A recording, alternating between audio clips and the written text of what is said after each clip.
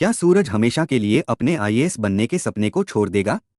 क्या न्याय की तलाश में निकला सूरज अब अपराध की दुनिया का सबसे बड़ा नाम बनने वाला है?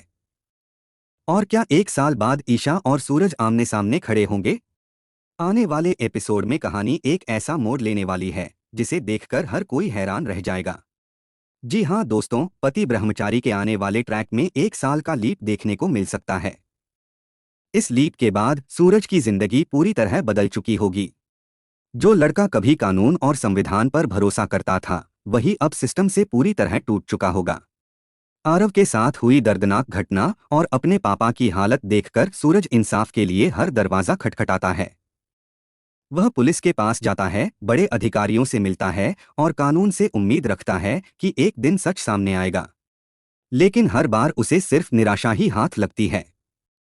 जिन लोगों से उसे न्याय की उम्मीद होती है, वही लोग उसकी आवाज को दबा देते हैं। लगातार मिल रही नाकामयाबी सूरज को अंदर से तोड़ देती है। एक दिन वह अकेला बैठा होता है और उसे ईशा के साथ बिताए हुए खूबसूरत पल याद आने लगते हैं। उसे वह सपना याद आता है जिसमें दोनों ने मिलकर एक बेहतर भविष्य बनाने की कसम खाई थी। सूरज की आंखों के सामने जैसे एक तस्वीर उभरती है। वह देखता है कि ईशा आईपीएस की वर्दी पहनकर उसके सामने खड़ी है। चेहरे पर आत्मविश्वास है और आंखों में वही पुराने सपने। सूरज मुस्कुराते हुए कहता है, मुझे पता था कि तुम अपना सपना जरूर पूरा करोगी। मुझे तुम पर हमेशा भरोसा था। ईशा मुस्कुराकर जवाब देती है, हमने सिर्फ अपने लिए नहीं बल्कि उन लोगों के लिए सपना देखा था जिन्हें न्याय की जरूरत है। हमने सोचा था कि हम मिलकर एक ऐसा समाज बनाएंगे जहां किसी के साथ अन्याय न हो। लेकिन अगले ही पल यह सपना टूट जाता है। सूरज की आंखों के सामने आरव की मौत और अपने पापा की बिगड़ती हालत घूमने लगती है। उसका गुस्सा और दर्द इतना बढ़ जाता है कि वह अपने आईएएस बनने से जुड़ी हर निशानी को खत्म कर देता है। वह अपनी नेम प्लेट तोड़ देता है और अपने सपनों को आग के हवाले कर देता है। यहीं से उसकी जिंदगी एक नया मोड़ लेती है। सूरज भगवान शिव के मंदिर पहुंचता है। वह हाथ जोड़कर प्रण करता है कि अगर कानून उसके परिवार को इंसाफ नहीं दिला सकता, तो अब वह अपने तरीके से न्याय लेकर रहेगा।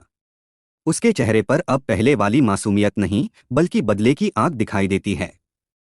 इसके बाद सूरज धीरे धीरे उन लोगों के खिलाफ खड़ा होने लगता है जो गरीबों पर अत्याचार करते हैं, लोगों का हक छीनते हैं और अपनी ताकत का गलत इस्तेमाल करते हैं।